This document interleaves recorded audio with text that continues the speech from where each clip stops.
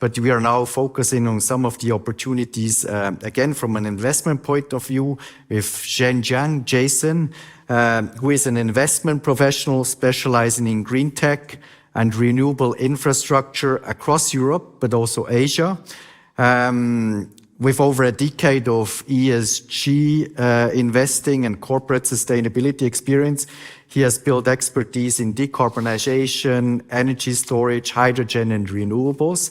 So again, a lot of opportunities. He's also a Harvard Business School executive graduate, Humboldt fellow, and he has a degree actually in computer science. That was how you started.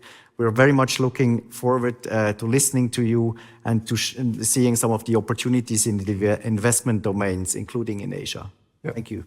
I would share some kind of points about 5 years plan in China. So allow me to... And please feel free to stand, to sit, whatever is more convenient for you. I think thanks to the feedback from Philip, I tried to make it brief and short, and also just share a little bit about the, when you do investment, you look at the macro situation. And I have the chance to kind of, introduce you this 5-year plan concept from Chinese history in the last, I would say, the 70 years. Very interesting. In 1949, when the China was built up, I think this is definitely a lowest development stage you can imagine, compared with now this SDG, kind of development goal. Definitely very, very poor situation. But I think the people that time, the leadership was not so, I say, frustrated. I really admire their ambition that they think, okay, let's do step by step. And the number one, I basically want to share exactly same as what Baden has developed. Number one is the security and basically the defense. And then step is industrialization. I mean, that costs a lot of efforts. I remember my grandpa, grandma, they were in the rural areas. I think all these resources are moving to the industry side because the industry side need more resources. So basically, when you don't have the external input of capital, you need to do well for your internal limited resources. I think the time come to the stage when security is not too much risk, and then you come to the base of industrialization, and then basically, I mean, also thanks to the cooperation that time with Soviet Union, there's a lot of good projects. Including my hometown, there's still a bridge that's definitely thanks to the maybe Russian, that time Soviet Union engineer to help with this bridge building. That's exactly what's happened now. In China, you have the most advanced bridge and infrastructure, but that's just later stage.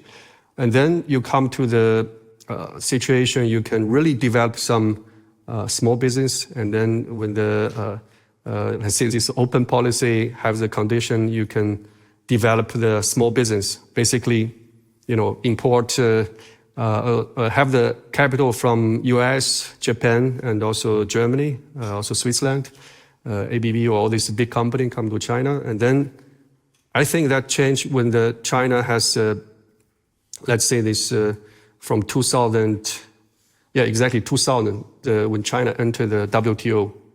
Again, as our friend from Costa Rica shared, you really need to put your position in the global value chain, and then to give your value proposition. At that time, not too much, but maybe the low cost of labor and also the cheap land, and the central government allocate the resources. At end, I think come to now, the 14th five-year plan really gave me a lot of confidence, because China come to the stage to really care about also global topics like the sustainability. And that's also a time where I became a fellow in the Klimaschutz. So that's also linked me to the sustainable investment. The last point I want to share is that exactly now, if you look at the 14th five-year plan to 50th five-year plan, there's a consistency that is called new quality productivity, which was very long terminology, but I just summarize it's innovation-led, it's efficiency leading, and also a high-tech focus, exactly like Professor Jiang yesterday shared that right now the technology innovation are the top agenda for all different layers of leadership.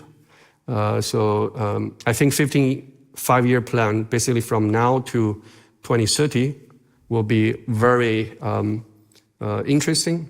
Yesterday, State Grid announced a $600 billion investment, a company, just a company, to upgrade the Chinese grid infrastructure. So basically electricity and all this EV or all this microgrid.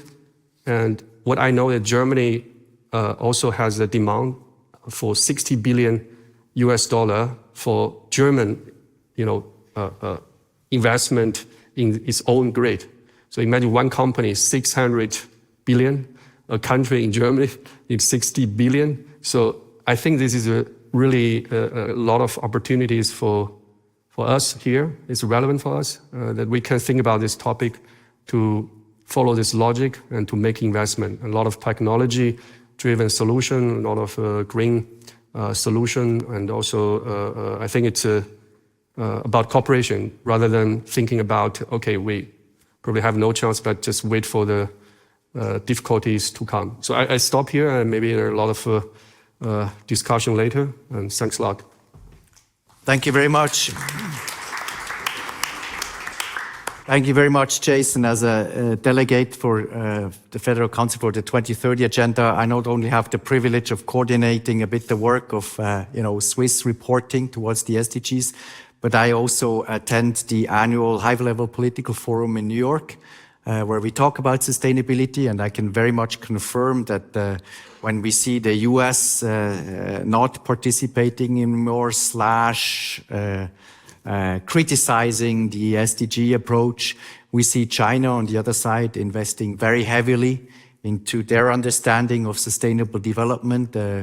It's maybe less driven by SDGs around gender or around, let's say, also governance and so on, but it's very much driven by SDGs, decarbonization, elimination of poverty, elimination or access to food, and they have developed a so-called Global Development Initiative, which will, I think, be key for the future of the 2030 Agenda, a bit more of a focus on really the hard SDGs. And I can just see all the Global South countries looking at this in a very interested way. There's a lot of interest for this kind of approach, and China is, so to say, stepping a bit into the vacuum that is left by the US.